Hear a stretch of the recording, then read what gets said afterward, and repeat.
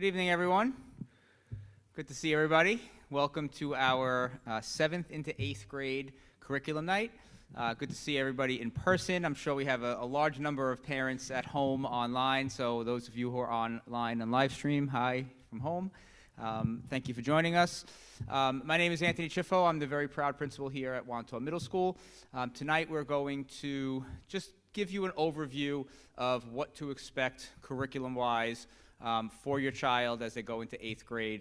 We have a really nice 8th grade program that we're very proud of, and we're just going to kind of go through it, and then at the end of the evening, we'll be explaining to you. You have to make some choices over the next couple of days with your child, so we're going to give you all the information that you need to then go home with your child, have some conversations with them, and start making some choices for electives for next year that your counselors will be working with your children over the next few weeks. Before we get started, I just want to introduce a few important people in the room. We have our assistant principal, Ms. Rachel Quattrochi. We have our director of humanities, Ms. Julie Rossley. Our director of STEAM, Mr. Chris Kozak. Our assistant director of PPS, Dr. Maura LaChance. Our director of guidance, Mr. Frank Musio. And our K-12 executive director of curriculum instruction, Ms. Carol Ann Winans. You'll be hearing from some of them this evening, and at the end of the night, we'll have a chance for some question and answers. Okay, so the goal of our 8th grade curriculum is really to develop the whole child, and you'll see we have a rigorous and innovative curriculum capped off with some really, really neat electives that we've been working hard to develop over the last few years. Each year, we try to add 1 or 2 new choices. We have one new fun elective this year that we hope runs. And then we want to give your child a chance to explore, explore what they're most interested in. Because as they move on to high school, they're going to have an opportunity to make a lot of choices and start to, choose a path, a direction that they like to go. And the electives that we offer in 8th grade really give them a chance to start exploring some of that. Okay, so we're going to hear from some of our curriculum directors first, and then we'll get into the elective choices, followed by some sample schedules, and then Ms. Quattrochi will explain to you what to expect over the next coming days. So we're going to start off with Ms. Rossley, our Director of Humanities, to go through our ELA curriculum to start. Want me to keep in here? Okay. Hi, good evening. In 8th grade, students receive instruction based on the English Department's Reading and Writing Workshop curriculum, which is a continuation of the instruction that students have been receiving since 6th grade. In 8th grade, students read informational and narrative texts and write argumentative, narrative, and informational pieces.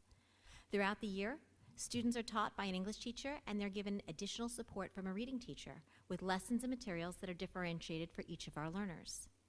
Similar to the experience your child had in 6th grade and now has in 7th grade, students will continue to read a variety of texts that match their interests in relation to a given genre of study. Within each unit of study, instructional differentiation is delivered through individual and small group conferencing, as well as through whole class instruction. Each of these structures forges meaningful connections between reading and writing and prepares our students for the rigor of high school English.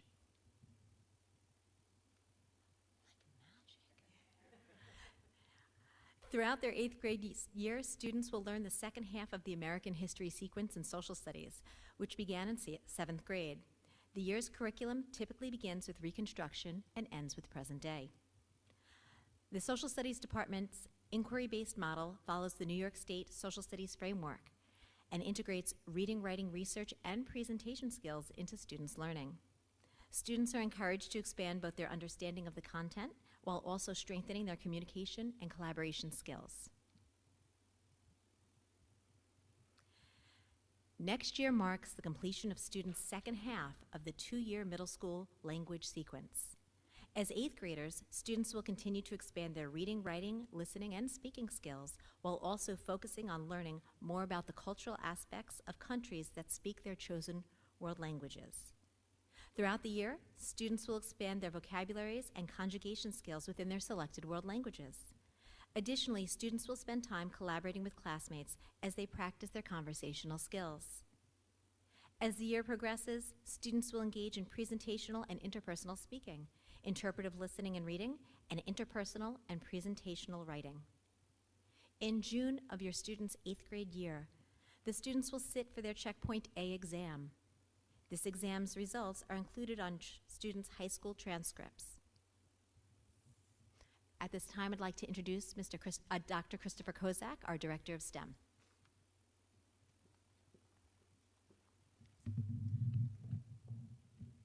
Good evening. Tonight I'm going to present the two different pathways for math, and then I'll go into science afterwards. In terms of mathematics, we have two different pathways. Pathway 1 is Math 8R. This is the progression for students who complete Math 7R. This class meets 40 minutes a day and is fully aligned with the New York State Next Generation Mathematics Learning Standards and prepares students for Regents Level Algebra 1 in 9th grade. Pathway number 2 is our Algebra 1 Honors course. This course is the progression for students who complete Math 7H.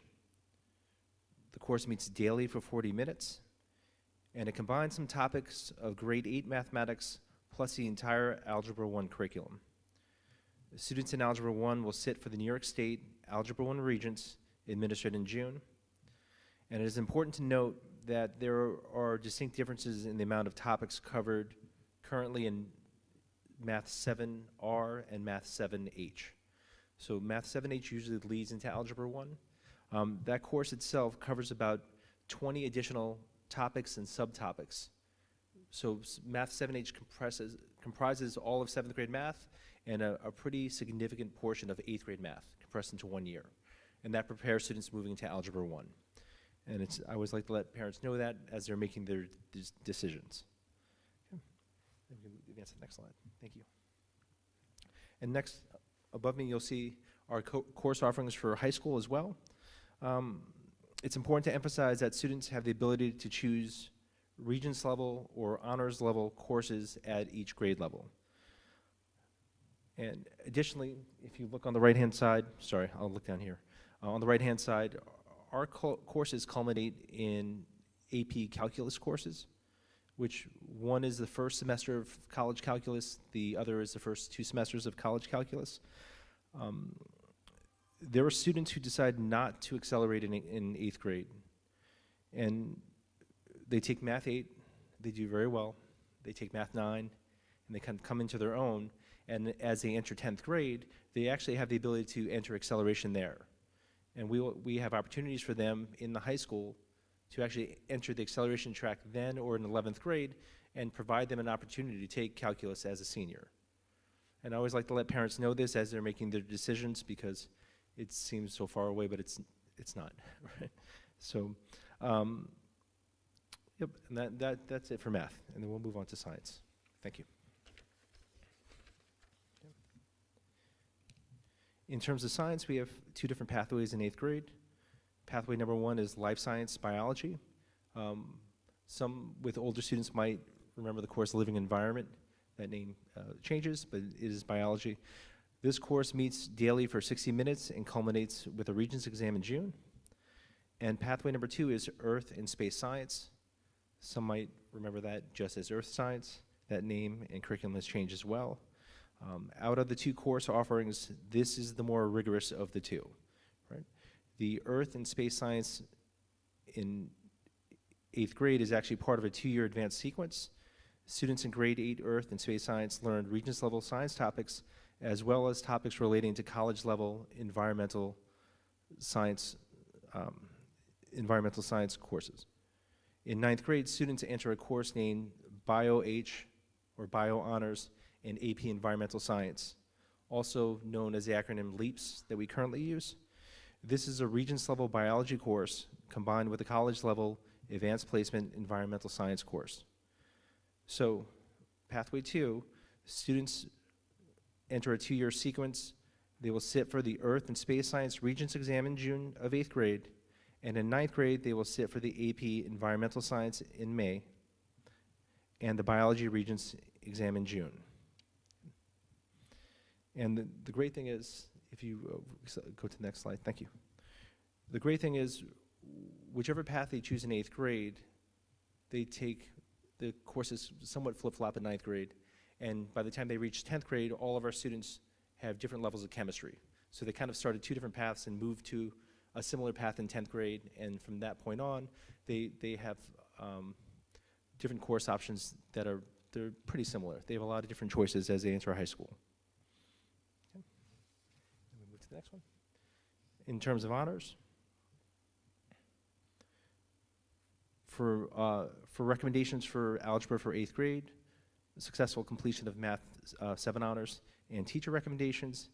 And for Earth and Space Science, we have teacher recommendations, a recommended average of 95 in Science 7, and an acceptance letter that is sent out by Mr. Chiffo on February 14th.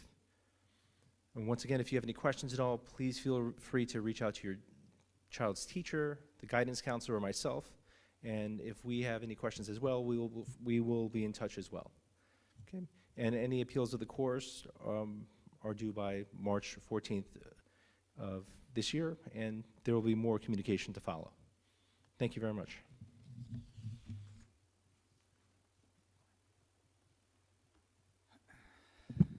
Okay, thank you, Dr. Kozak and Ms. Rossley.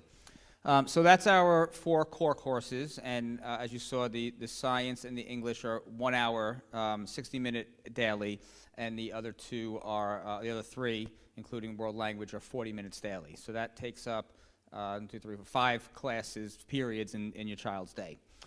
Now, the part that we're really, really proud of in the 8th grade curriculum is our robust elective programs. And if you look around the island, there's really not many schools that offer this amount of electives at a middle school level in 8th grade. And we offer them a number of ways. And the way we offer them now could potentially change based on how the schedule plays out. But right now, we offer courses that are a full year that meet every other day. So those are the courses that would go up against like PE or music. And then we offer them every single day for a half a year, which is 2 quarters or 1 semester. So as you can see, our full year courses, we have automation and robotics, the Broadway experience, digital news and film production, Fit for Life, Get Up, Stand Up, Intro to Piano, Yoga and Mindfulness, and new this year is podcasting. So that one, Mr. Boyle is going to be starting next year. We're very excited about that. And then our half-year everyday courses, business management, ceramics, digital art, digital photography, drawing and painting, sustainable agriculture, and ultimate chef. Sustainable agriculture was formerly modern food if you have students who were 8th graders in years past. So you'll have access to this slideshow. You're also going to get a link to what I'm about to show you. So that link up on top where it says click here to access our videos, and this is going to be part of your job over the next few days when you go home and sit down with your child to talk about what electives they'd like to take. And they may end up, I'll show you, they may end up taking more than just 1 elective. Some students can take 2 or 3. Some students can only fit in 1. Every child should be able to take at least 1 of these electives, though. So if you click that link, it takes you to this drive, and it's organized by half year and full year.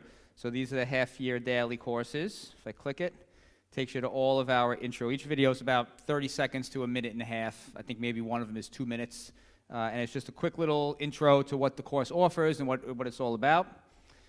And then same thing, if you go back to the full year, these are the videos for those full year courses. So I highly recommend you watch all 15 videos so you really have a good, solid idea of what they offer. I'm also going to be sending you a link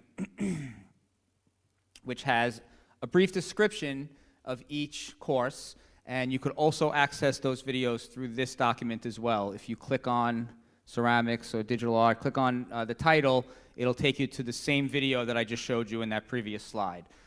So again, those list, and it also gives a little description of the course and when it meets. At the bottom of this document, you'll also see some of our, I'll explain what this is, our wheel courses, which is art, home and careers, which is facts, family and consumer science, and our tech, engineering, design. And then also a little description of what we offer in the early bird, which I'll go into shortly as well. Okay.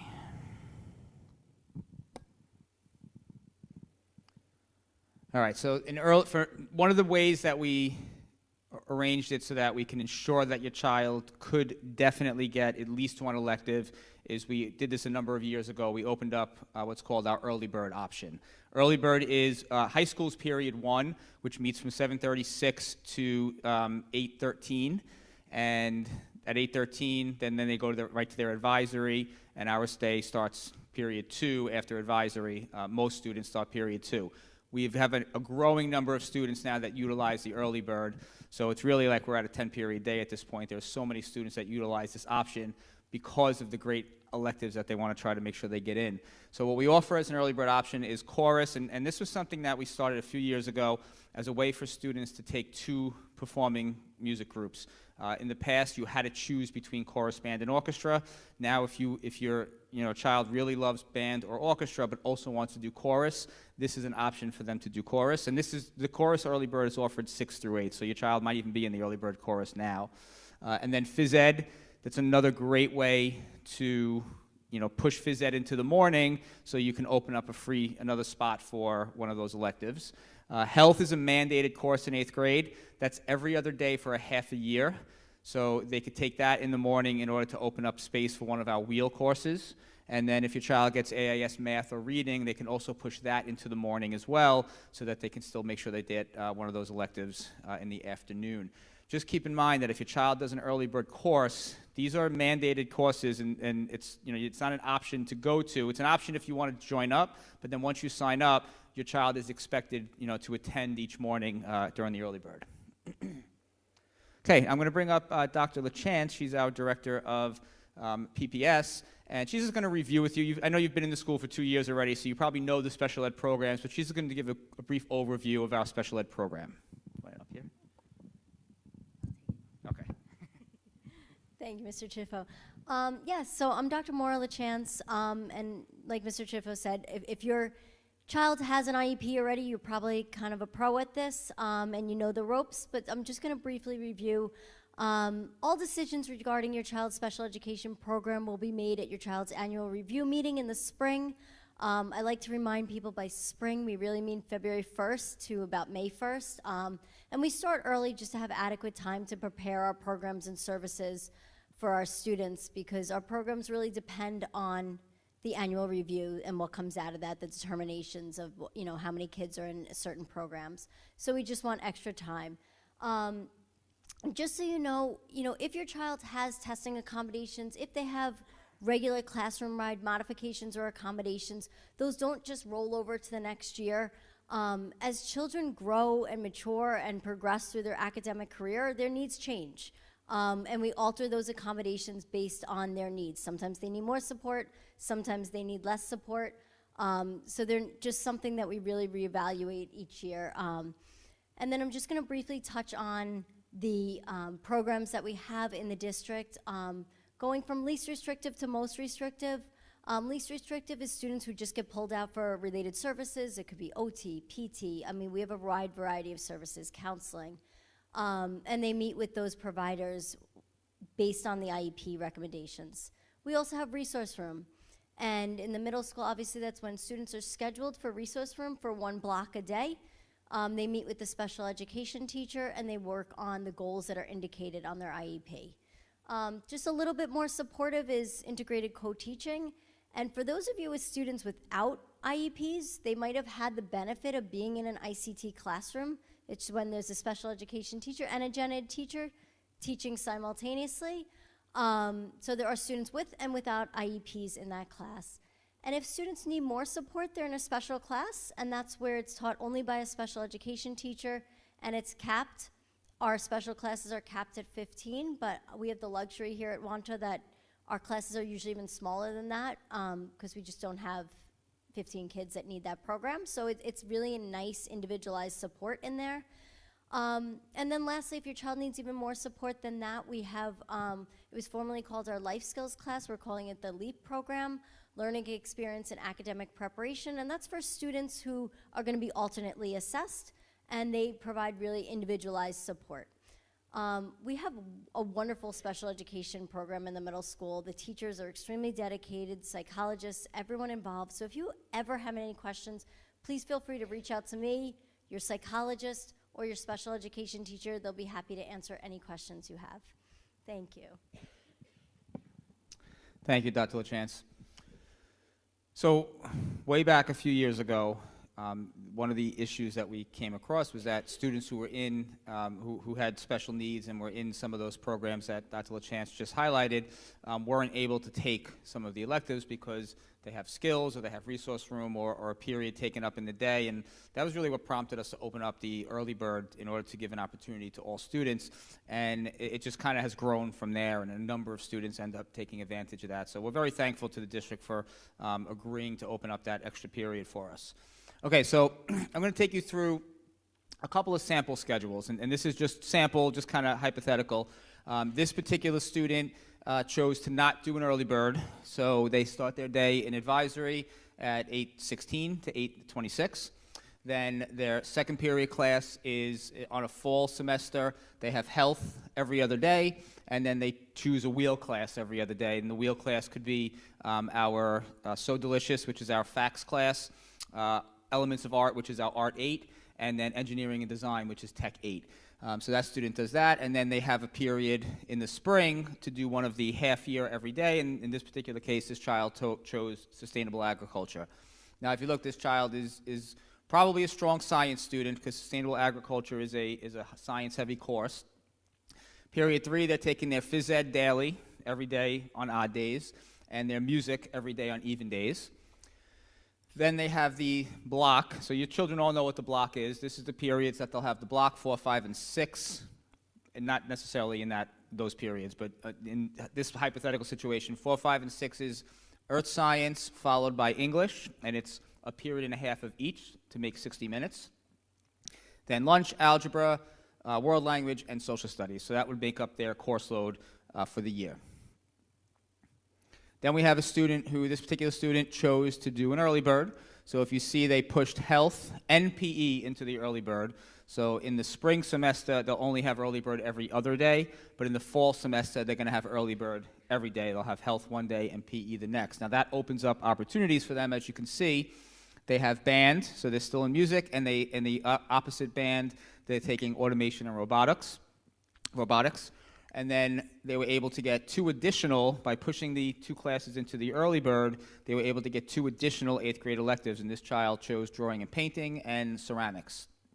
Then again, formerly living environment, now biology into ELA, lunch, math, world language, social studies. Now this particular student has an IEP. They're in resource room, or they could be in the ICT class, and they have skills during that resource room period. So this child is taking PE and health in the morning, and then advisory. Then this child is doing a wheel class, and this was, this could be what this child chose, to take 2 wheel classes, which are half year every other day, so they could take Elements of Art and Engineering and Design. And then in the spring, Ultimate Chef. Another option would be in the fall not to do the wheel, but instead to do a second elective that meets every day for half a year.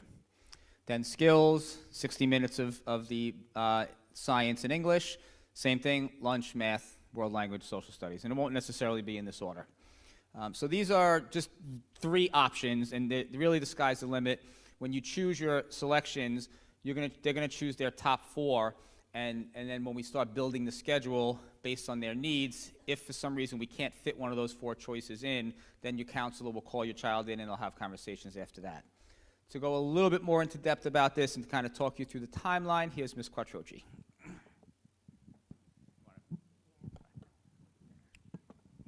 Yep.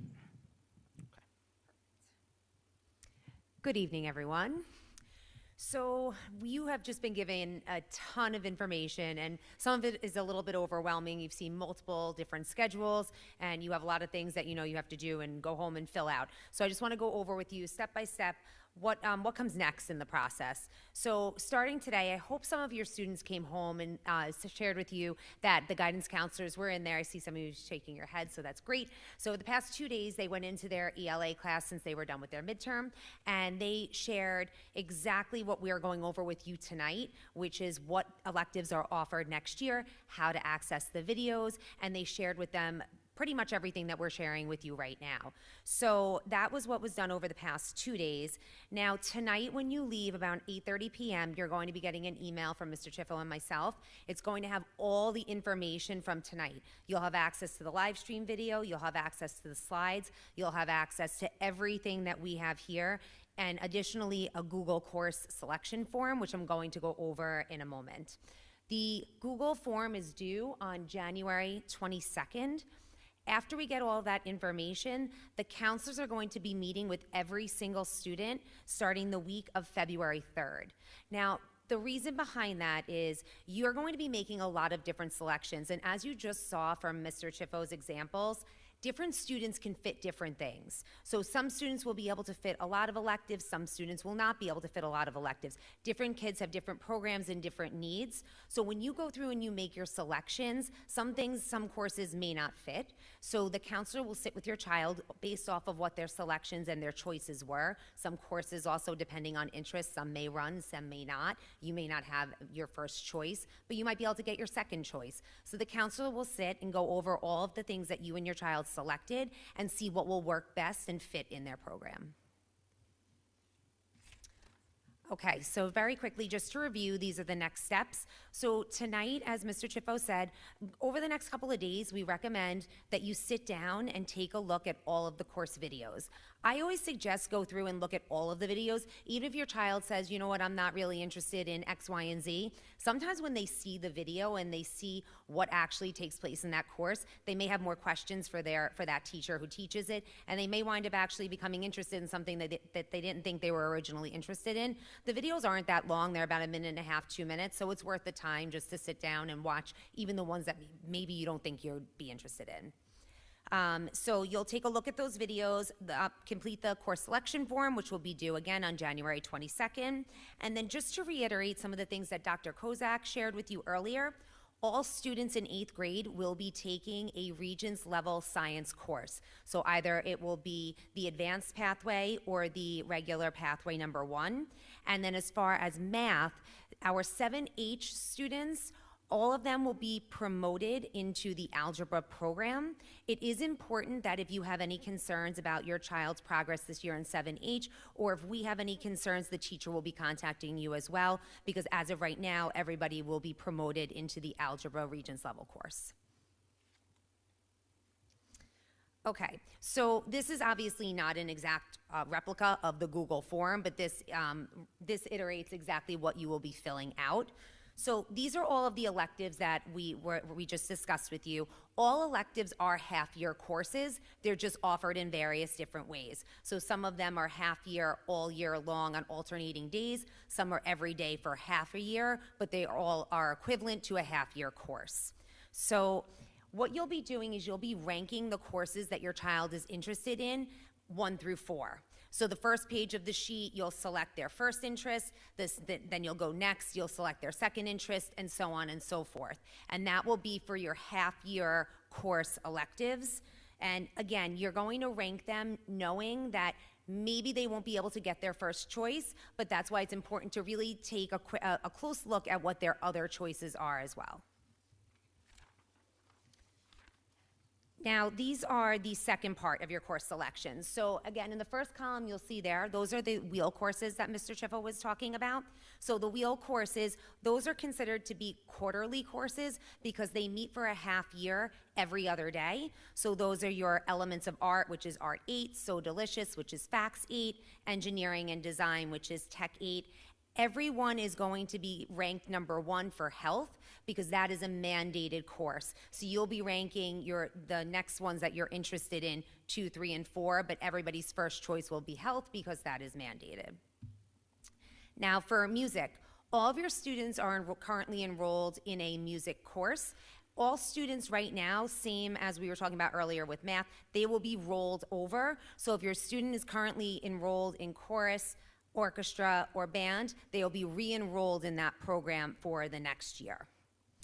And then finally, just to reiterate again about your early bird course selections, We have those options that are available early. If your child currently gets a bus, they will be getting a bus for early bird as well. The stop might be slightly different, so it is really important that when transportation sends that information out in the fall that you pay close attention to that. But they will be they'll be getting a high school bus, which is currently how it's run. It's very successful. Some of your students might already be in an early bird and take the high school bus as is, but they are still offered a bus for early bird if they get a bus at the normal time. All right, so one last thing. So when we're going through and choosing our electives, a popular course is Ultimate Chef, and that is one of the half-year electives. When you're choosing a wheel course, you're not also able to choose So Delicious as your first choice as well.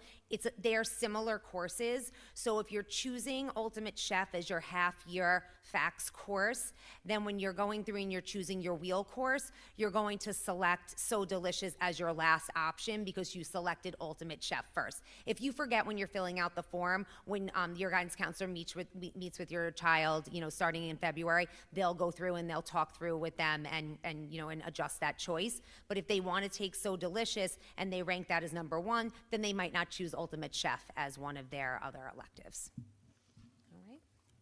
All right. So at about 8:30, like Ms. Q said, you're going to be getting an email with all the information that you need. It'll have this presentation, the slides, all the links that I showed you, the Google form. If for some reason you don't get the email, all of these links are also going to be available on the website. So if you go to the website, I'll just show you real quick. It's not up now. They're going to be posted. The links will be posted by about 8 a.m. tomorrow. But when you go to the middle school page, if you scroll down to grade level information, you click that. And then you go to 8th grade, click that. And as soon as you click that, all those links will show up down below over here. And like I said, those are going to be live tomorrow morning. But you'll have a head start tonight if you get the email with all those links. And one of the other things I wanted to mention, so when you fill out the course selection form, you only have the opportunity to fill that out once, and it's through your child's Wantagh Google account. If you make an error or your child changes their mind after, just email your child's guidance counselor. So sometimes what will happen is, and it happens all the time, they'll say, this is what I want, they'll go to bed, they'll wake up the next day, this is not what I want anymore, and you don't have the ability to go back and edit that. So if that is the case, just send your guidance counselor an email and we'll make the adjustment on our end. How you guys like our new podium, by the way? Literally just came in yesterday. We're really excited about this. We bought these for graduation, so we have two. So when they graduate 8th grade, they'll be up on the stage, and we got them yesterday. So roll them out for tonight. So we're very proud of them. All right, so we'll give you a chance now to ask any questions you want. I'm gonna be like the game show host and come to you with the microphone because for the benefit of the people at home, they're not going to hear the question unless you actually speak into the mic. So I'll come give you the mic, and then either myself, Ms. Q, or one of our directors and supervisors will answer. By the way, Ms. Keene has arrived as well. Ms. Keene is our director of athletics and phys ed. And I think Ms. Jones might be joining us shortly as well. Okay. Hi, I just had a question about the Regents level classes. So how does support work for that if a child needs extra help, or is there a skills class built in during the day if they need it, or how do they get the support? Because our children might be taking a Regents class for the first time, that might be a lot. Okay. Great question. So yes, there is always extra help. Teachers offer extra help 2 days a week.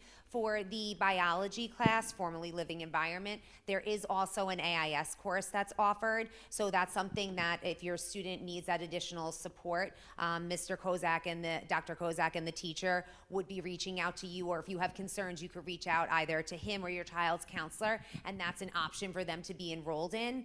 And that also brings up another great point. When you have those academic support services, so then that might be time for you and your child to make a choice. So let's say they're enrolled in a half-year elective, right? So, but they're struggling in science and they need that extra support. Those are situations that come up, and then they might have to change out of an elective to get that additional support during the school day.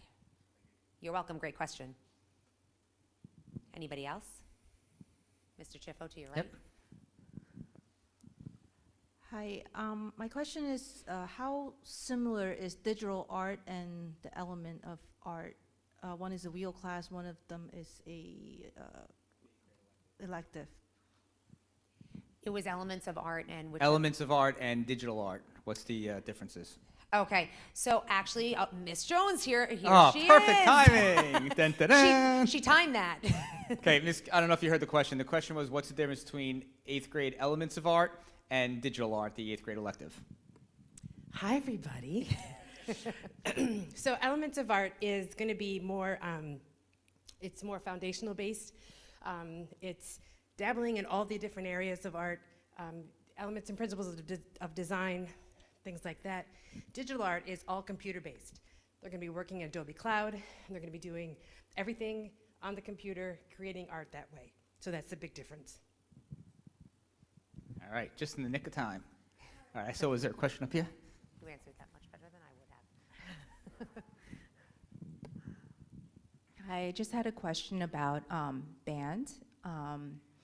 Just wondering, I know there are a lot of students that opt out of band or drop out of bands, but are there going to be lessons if they continue with band, and are those lessons going to be during the school periods, like how they are now? Here, Ms. Jones. Well, I don't think a lot of kids drop out of band. In fact, our attrition rate is very, very low.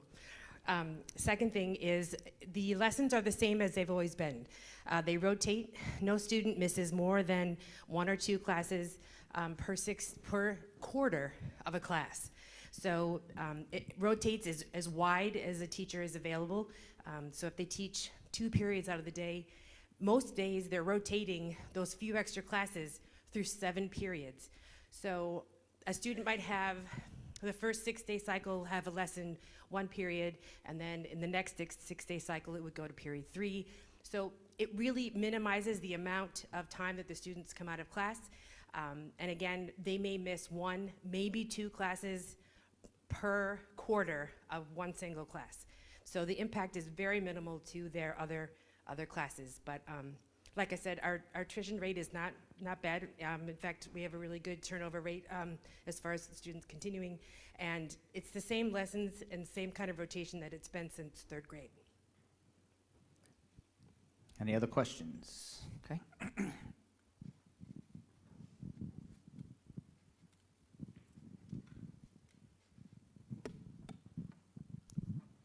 Just to clarify something, when you display the math slides, it says Algebra 1 regions are in June of 2025. Is that 2020? Yeah, we meant it, and it's so funny. We've looked at this presentation so many times, and as we were just sitting here, we looked at each other and we were like, we just found a typo. So that was supposed to say June of 2026. You found it. You win the exit prize. Thank you. I just one more question. Is it, Well, yes, and they will take place in June 2025, but your student will not be taking it then. okay. One more question. You said they may not get some of the electives they be applying for. What are the reasons why they would not get it? What are the reasons that they might not get an elective? Oh, okay. So, so some of the reasons that a student may not get an elective, do you mean in terms of fitting into their program, or why an elective, why they wouldn't be able to be in a specific class? Because, well, there's 2 different reasons. So if you're one reason maybe an elective wouldn't fit into your child's schedule is based off of other things that they pick. So for example, if a child is picking sustainable agriculture, that's every day for a half year. If they also wanted to choose, say, automation and robotics, that's every other day for a full year. So it's kind of like fitting things into a puzzle. So your guidance counselor might say to your child, well, you have 1 open space here in this period. They have to match each other. So you'd either have to pick 2 half-year courses or 2 every other day half year. So it depends on what their likes and dislikes are, what they're looking to choose, and what will fit into their program. So that's one reason that maybe they'd have to make a choice between different types of electives. And another reason might be some of their other programs that they have. So one of the samples before, if a student has, say, skills or resource room or an academic support service, and that's during the school day, that does take, a time out of a child's schedule. So then that child might say again, oh, okay, I'm gonna take something early bird, and then they can get an elective in another open period. Or that child might say, I don't wanna come into school early, I'd rather just not have a specific type of an elective. So again, it's hard to give specific reasons because it goes on a case-by-case basis, and that's where the counselors really come in handy, and they'll work with you and your child to hopefully find, if not the course that they want, if it's not able to fit, something that's maybe comparable to that. So that way, hopefully, every child gets something that they are excited about. A third reason is also if a course doesn't run. So Right. in order to run a course, we need to have, I think it's 15 is the number. Yeah, It might have 15 even gone is- up a little bit. But we have to have a certain number of students interested in taking that course. So we have a number, we don't run all 15 of those courses every year.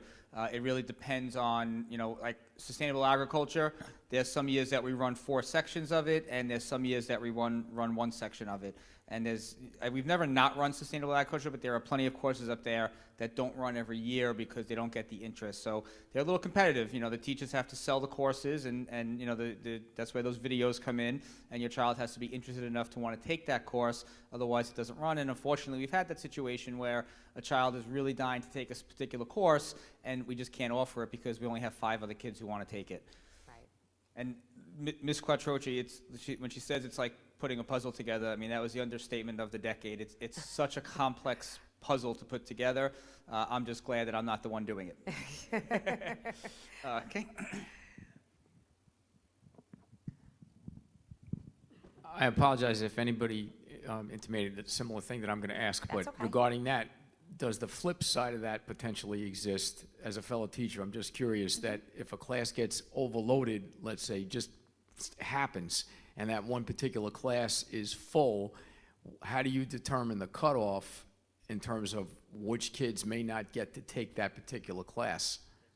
Yep, so that's a terrific question. And that is, again, that can be situationally based. And that can, one example of that might be going back to the Ultimate Chef and So Delicious example, right? So we might say to a student, it's very rare that we'll make a cutoff and just say to one student that they can't be in a class. There's usually a way that we'd be able to separate it and have 2 sections of something as opposed to just running one full one, depending again on the interest. But sometimes kids change their mind too. So there might be something where maybe your child's waitlisted, so that would be a good example. And what I mean by that is your child chose one course when they filled out the form, met with their counselor, chose one course, and then in summer I get an email and you say, I'm so sorry to bother you, so-and-so changed their mind and really wants to be in this course. And I might say to you at that point, unfortunately, right now that course is full because the students who signed up for it earlier were at the maximum capacity. But if somebody drops that course or unenrolls, your child is first on the list to go in. But it's very rare that a child doesn't get into a course because it's reached its maximum number. Yeah, I mean, we came close one year, and that's why the Ultimate Chef, So Delicious piece, some kids who really just want to be home in careers and they take both, so we don't let them take both, and that opens up space for them to take, one or the other. But most kids who choose Ultimate Chef will get it, they just won't get the So Delicious then on the back end. And that's worked out really well. Yeah.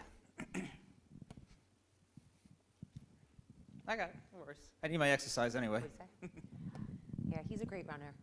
Sorry, I don't know if I'm jumping ahead, but just a question for like the math honors track. It looks like if you're doing like math honors, it leads right into AP pre-calculus, and there's no other pathway other than AP pre-calc. Is that true? Well, Or there are electives like? We can go back to the slide. There's not really a strict path. Students who go into Algebra 1 in 8th grade, that would be considered honors, right? Then they go into Geometry honors in 9th grade, Algebra 2 honors in 10th grade. Now they've exhausted the Regents, right, the Regents requirements. From that point on, they have any choice they want. I would say that if you look in 11th grade, There's no other option other than like a pre. oh no, I'm sorry, you can actually, I should have put the other ones there as well. It's just many students who are in honors are headed in that on that track where they take AP pre-calculus. Our AP pre-calculus is designed specifically to meet the requirements of Calculus BC, which is the hardest course we offer. It's the first 2 semesters of college calculus. But in 11th grade, if a student chooses not to take pre-calculus, they don't have to. I would recommend statistics at that point, or they would have conversations with their guidance counselor. And it's also, what are their aspirations for college? Like, do they want to go into a STEM major or a non-STEM major? That they would have conversations, but they are not locked in once after Algebra 2. Thank you. Yeah, along with that, so for 10th grade, if you can explain the difference between the geometry regents and the geometry honors, like how does that work? There is a difference in course weighting that we have at the high school, but the geometry of the regents and the geometry honors actually moves at a more accelerated pace. They go in depth and moves faster. They both do culminate in the exact same regents in June. However, the geometry honors class has a higher weighting to it than the geometry R, which is the regents level course. Any other questions? Wow. Looks All like right. we've done it again. All right, well, that concludes tonight's presentation then, and you have about 45 minutes to go eat dinner, and then you'll be getting that email, and then you got homework to do, so Watch better some get to it. videos. Thank you, everybody. Thank you, Appreciate your everyone, time. for Have a coming great out. evening.